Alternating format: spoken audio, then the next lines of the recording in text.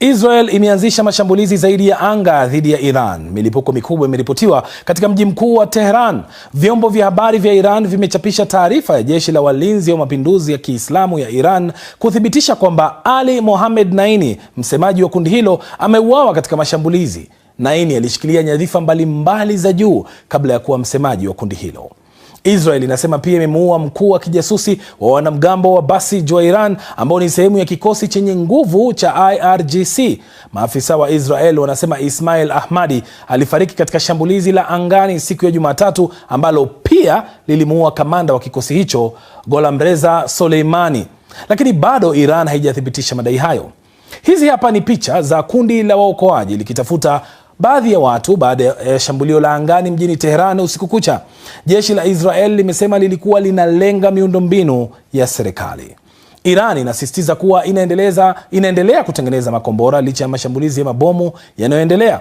Kumekuwa na ongezeko la mashambulizi ya roketi ya Iran dhidi ya Jerusalem. Kulikuwa na roketi 4 jana usiku ndani ya muda wa saa 1:30 tu, na kumekuwa na zingine 2 zaidi asubuhi ya leo bila ripoti za majeruhi. Roketi nyingine za Iran zimeelekezwa kaskazini na kusini mwa Israel. Gazeti la Kan News la Israel linaripoti kwamba tangu vita kuanza, Iran imerusha takriban makombora 900 ya kibalistiki, 350 yakilenga Israel na karibu mengine yote katika mataifa ya Ghuba ya Kiarabu. Jeshi la Israel linakadiria kuwa Iran bado ina uwezo wa kurusha makombora angalau 150 kwa wakati mmoja na mamia kadhaa ya makombora ya kibalistiki.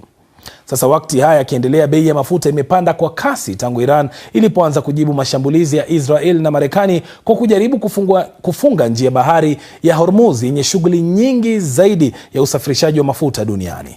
Donald Trump amewataja wanachama wengine wa NATO kuwa waoga kwa kutumunga mkono katika vita vya Marekani na Israel dhidi ya Iran. Katika ujumbe kwenye tovuti yake ya Truth Social, Trump amesema wanachama wa muungano huo wanalalamikia bei ya juu ya mafuta wanayolazimika kulipa kutokana na vita, lakini hawakutaka kusaidia kufungua mlango bahari wa Hormuz. Bado tusalie katika taarifa hiyo. Vita vya Marekani na Israel dhidi ya Iran vimeweka wazi udhaifu wa miundombinu muhimu ya maji katika moja ya kanda zenye uhaba mkubwa wa maji duniani. Mashariki ya Kati ni nyumbani kwa 40% ya maji yote duniani yaliyosafishwa kwa mfumo wa kuondoa chumvi ya bahari. Baadhi ya nchi kama vile Kuwait zinategemea karibu maji yake yote kutoka kwa mfumo huo wa kusafisha maji. Kuingiliwa kati kwa namna yoyote ile kwa usambazaji huo kunaweza kuwa na madhara makubwa, kama anavyoripoti Agnes Penda. Hii ni mojawapo ya kanda zenye uhaba mkubwa zaidi wa maji duniani. Jangwa pana, mvua kidogo sana na kukosekana kwa mito inamaanisha nchi hizi zina rasilimali chache sana za asili ya maji safi ya kunywa. Mafuta huenda amesaidia kujenga Ghuba ya kisasa, lakini maji ndiyo yanayoifanya iendelee kuishi. Mamilioni ya watu wanategemea mitambo ya kusafisha maji ya bahari ambayo huondoa chumvi kwenye maji ya bahari ili kuwa salama kunywa. Kwa upande wa Saudi Arabia, 70% ya maji ya kunywa hutoka kwenye mitambo ya kusafisha maji ya bahari. Nchini Oman, hii ni 86%, na kwa Kuwait ni 90%. Kwa hivyo, unaweza kuona kuwa bila mitambo hii, sehemu kubwa ya mifumo ya kisasa ya miji katika kanda hii itapata shida sana. Kiwango chake ni kikubwa mno. Mnamo mwaka 2024, mitambo ya kusafisha maji katika nchi za Ghuba ilikuwa ikizalisha zaidi ya lita milioni 20 kwa siku. Hiyo ni sawa na mabwawa 8,000 ya Olimpiki ya kuogelea, yani swimming pools. Jambo ambalo linaibua swali muhimu: mitambo hii iko hatarini kiasi gani? Mitambo ya kusafisha maji inategemea mtandao mkubwa wa vituo vya umeme, vituo vya mafuta na mifumo mipana ya mabomba.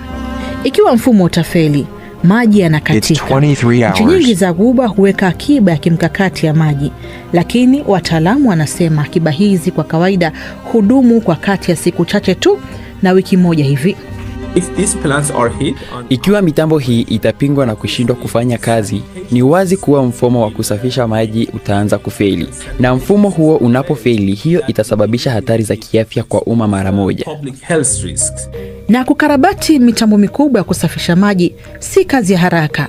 Uharibifu mkubwa unaweza kuchukua miezi kadhaa kurekebisha.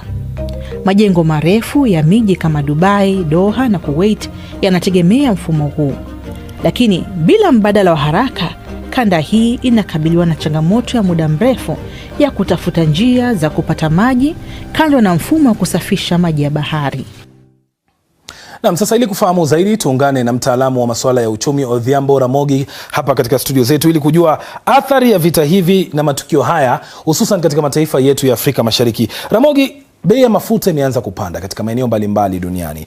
Kuna hofu pia kwamba bei ya mbolea itaanza kupanda katika siku za hivi karibuni. Sasa hii itakuwa na athari gani za muda mrefu Afrika Mashariki?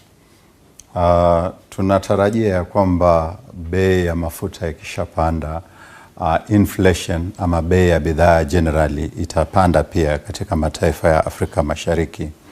Ukumbuke ya kwamba ni mafuta ndio inatumika katika utengenezaji wa bidhaa tofauti tofauti na pia uchukuzi wa bidhaa hizo. Kwa hivyo ni vigumu kusema kwamba kunazo sekta ambazo hazitaathirika. La hasha, nafikiri karibu kila sekta itaathirika.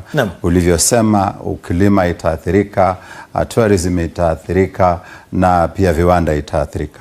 Kuna baadhi ya watu ambao wanahoji kwamba kuna nchi za Afrika ambazo zinatoa mafuta kama vile Nigeria, Angola, Libya. Unadhani hizi zinaweza zikajaza hili pengo ambalo liko? Ni vigumu kidogo, na ni vigumu kwa sababu unajua uuzaji wa mafuta unategemea ile kandarasi ambayo taifa iko nayo na yale mataifa yananunua kutoka kwao.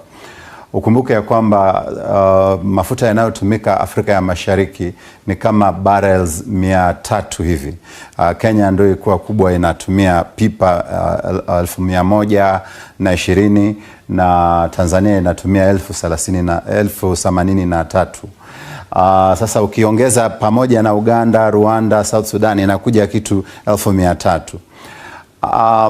Pale South Sudan yenyewe iko na capacity ya kutoa takriban 1300 kwa siku.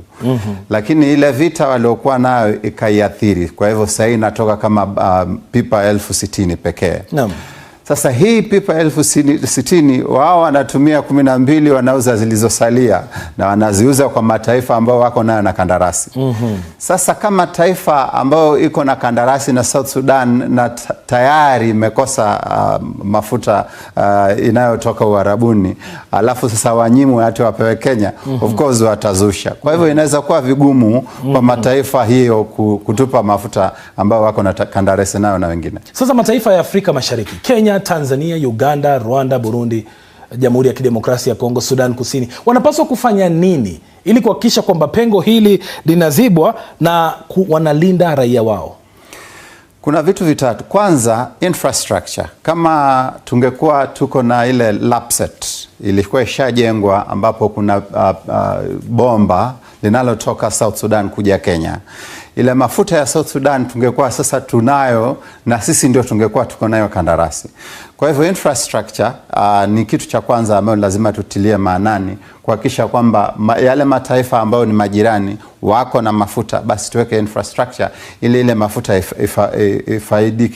ifaidi watu zaidi. Pili ni uwekezaji. Maanake unakuta kwamba Kenya iko na mafuta, Tanzania iko na mafuta, Uganda iko na mafuta yake, lakini ile uwekezaji haijafaulu. Kuna story hapa na pale, kuna kesi kotini. Nafikiri hiyo lazima tutilie maanani, kuwe na uwekezaji tupate ile mafuta na unapozungumzia uwekezaji, mzozo unatoa fursa gani basi kwa nchi hizi za Afrika Mashariki? Kwa sababu umesema kwa mfano Sudan Kusini inatoa mapipa 60, licha ya kwamba ina uwezo wa kutoa mapipa 300, inatoa 1060 peke yake na ina mikataba na mataifa mengine. Je, sasa ni wakati wa Afrika Mashariki kutumia jumuiya ya Afrika Mashariki kuweka mikataba kama hii? Sahi hata akitumia jumuiya pengine ni mawazo ya hapo mbeleni. Lakini immediately mafuta ile iko na kandarasi na iko na wenyewe tayari. Lakini tukiwekeza pale South Sudan na tuwekeze katika kuweka ile bomba, nafikiri ile mafuta inaweza faidi watu zaidi.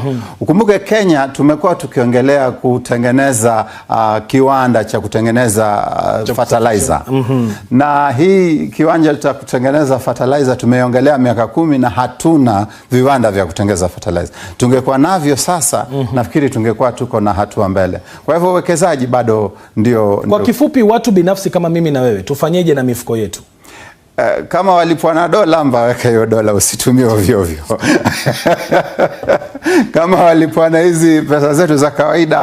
Nafikiri cha muhimu ni kwamba upunguze utumizi wa mafuta, kwa sababu Kenya tayari tuko na ile unauziwa na mipango rationing. Kwa hivyo kama wewe umezoea kutumia mafuta ama umezoea yale magari makubwa ya kutumia mafuta, achana nayo, tumia magari ambayo utatumia mafuta kidogo. Asante sana.